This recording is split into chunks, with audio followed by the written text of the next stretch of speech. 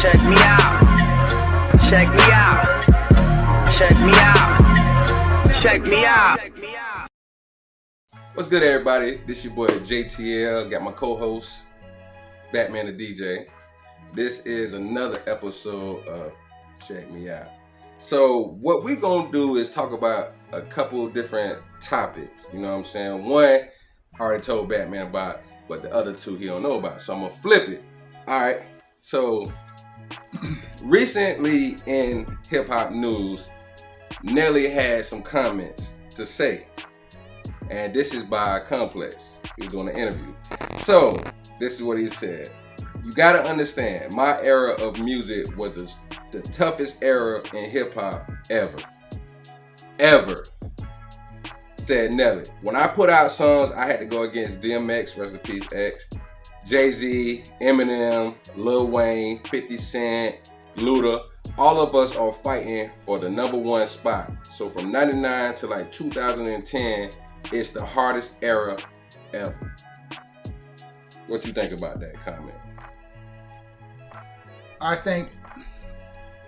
don't think it was the hardest ever. I think y'all had a lot of competition, which pushed everybody to want to do better. Unlike now, everybody's just putting out music that kind of sound the same thing, just hurry up, put it out, whatever, this, that, and the other. I think actually the hardest era ever will always be the original first era. Because I remember hip-hop, it wasn't even called hip-hop in the beginning. You know what I'm saying?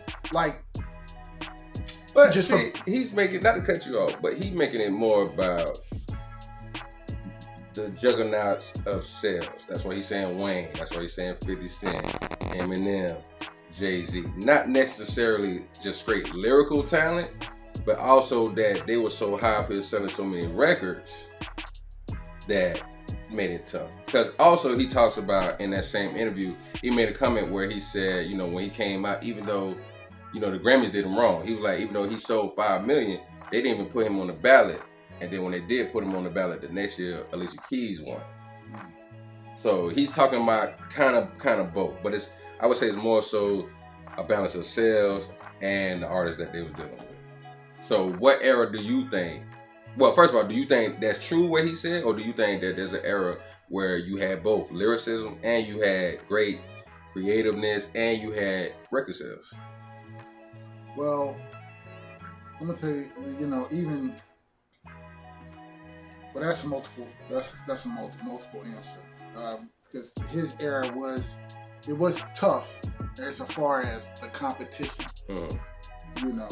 But you didn't have to fight to knock down those walls, those doors, all that to get to where, you know, those people can sell those millions. You know, people weren't doing what MC Hammer did until after MC Hammer did it. You know what I'm saying? I'm just using him as an example. You get what I'm saying? And don't nobody make fun of MC Hammer, man. No, MC Hammer. No. He's a real one. No, I rock with Hammer. I rock with Go him. ahead. I went to his concerts and everything. You know what I'm saying? You know what I'm saying? I rock with him. You know what I'm saying? That's a real dude. Anyway, you know,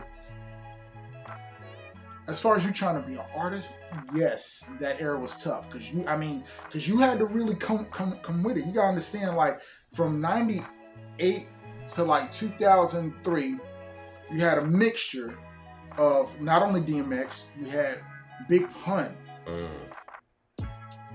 I still listen to Big Pun's first album from start to finish. Capital Punishment, literally. Literally. The intro to the very end. Of course, classic. You know what I'm saying? You had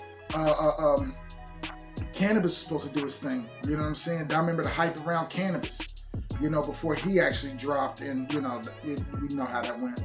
But you know, before the lead up to it, the mixtapes, the Lost Boys remix, yeah, like you had to come with it. You know what I'm saying? Even DMX said on his first breakout single, "Get At Me, Dog," he said that, you know, he felt a little discouraged because he thought the lyrics was a little too, you know, too dated. You know what I'm saying? Like, but he rolled with it anyway, and it worked out for him. You know what I'm saying? And I understand why he say that, because like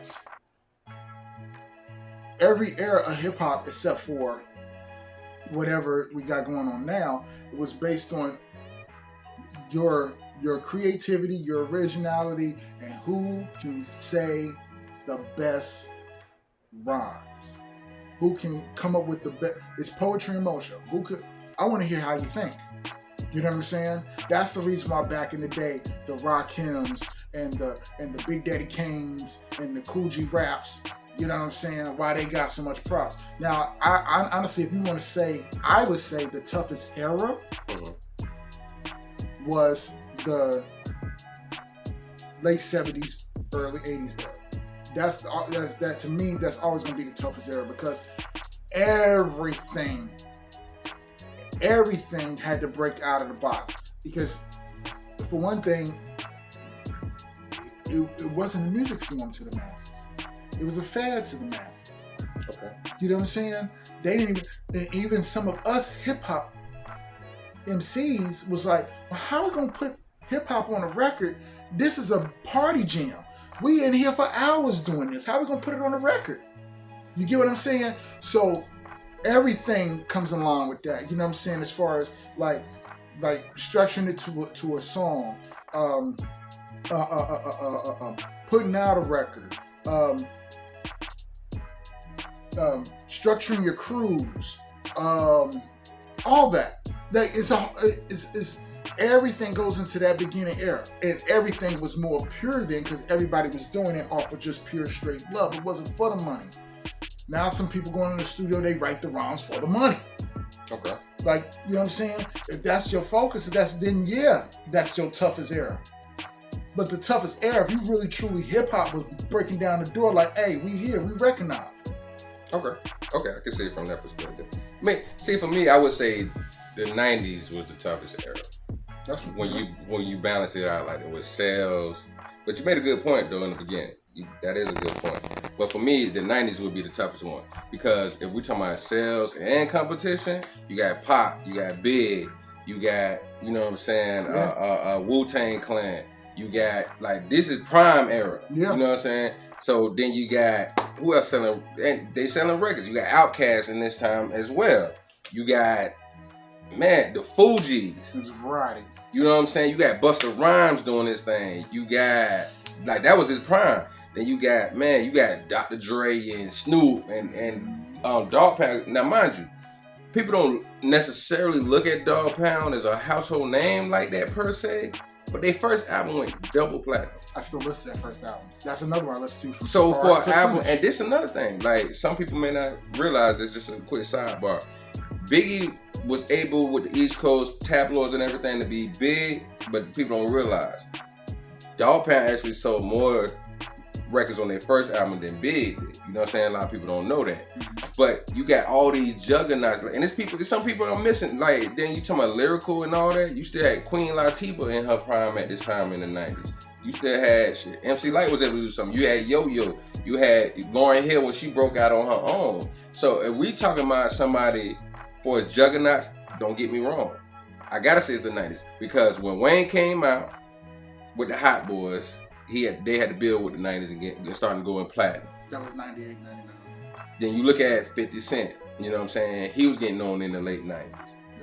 Look at Eminem, he came out in the late 90s. DMX, rest in peace, came out in the late 90s. Jay-Z was doing this thing since, actually, people y'all don't know, if you look up Original Flavor, Jay and Jazzo was doing their thing since like 88, 89. 87. So when Jay started actually doing this thing, getting noticed, it was the mid 90s by this time. So everybody that he named actually was making a name for themselves in the 90s already. And then you gotta think, Pop was going diamond, Big went diamond, Fugees went diamond, Dre and them almost went diamond, Snoop Dogg, like, you know what I'm saying? So I disagree with Nelly. I disagree with Nelly that the 2000s was the toughest era, especially when it comes with juggernauts. And then to put a piece in there, what you said to cap it off, was the way Grammys was doing cash. Mm-hmm. Big Pun, rest in peace, he got robbed on Capital Punishment, because that came out in the late 90s. So you got a lot of cats that was selling millions of records, going diamond, and still was getting robbed. Boy, Pun was getting robbed. Pun got robbed. I honestly say this. I know this is kind of a sidebar, but Pun's lyrical ability and his breath control, because you know he big. You know what I'm saying? For a big guy, yeah. yeah. You know what I'm saying? Like, I wanted to literally see a battle, not a beef. Which people mistake battles and beefs. I'm talking about a battle. If you're a real hip hop head, you know what an actual battle is. Whose rhymes are better? Fuck a record sale. Fuck a record sale. Fuck your popularity. Can I come up with this on my head and make it better than what you come up with in your head? Mm-hmm. I wanted to see a rhyme battle, lyric for lyric. It would have been a good one too. Biggie and Pun. Cause they both came from battle rap era. You know what I'm saying? That's where they got their start, battle rap. You know what I'm saying? And they both lyrical. They both got their breath control. Biggie would tell. Biggie's rhymes was like vivid, but Pun would drop. Dead in the middle of Little Italy, little did we know that we riddled to middle didn't do diddly. Like the first time I heard give them too much. We ain't got money for publishing. No. No, they everybody done said that shit. You know what I'm saying? Because I remember the first time I heard that shit. I'm sitting there listening to like, what the? I want, man. Then the video came out. Now you know what I'm saying? Like, but that whole Capital Punishment album. But see, that's what I'm saying. So. No disrespect to Nelly. Nelly probably looking at it like, I sold 5 million, Grammys robbed me, and then I still got to deal with all these other people. And I respect it, but out of the names he named, it was like, it's within the 10 artists, top 10 artists, people that he named.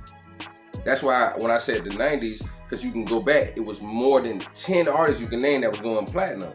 This is when you got to those 2000s, that's when it was declining. Yeah. Because look where we at now. Yeah, they now you got a few. Yeah, they scaled it down to what the industry only wanted.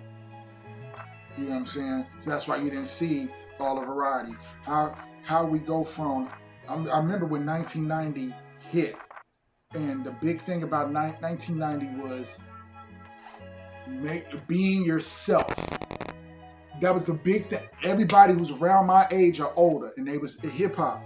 When 89, from 89 and then 90 hit, the big thing was about being yourself and being authentic or whatever. Hence, Salt and Pepper coming out with the song "Express Yourself." Gotta be you and only you, babe. That was on the album Black Magic. You know what I'm saying? And you know that because around that, that's what that was. You know what I'm saying? And the thing is, you had a variety. Like, I may not want to listen to Public Enemy right now. I may want to put on my UMC's tape. Real hip hop heads know about the UMC's. You know what I'm saying? You know, I may want to put on Kwame. I may want to turn around and put on Tupac. You know what I'm saying? I still listen to Ice-T's Bitches too. Some of these niggas are bitches too.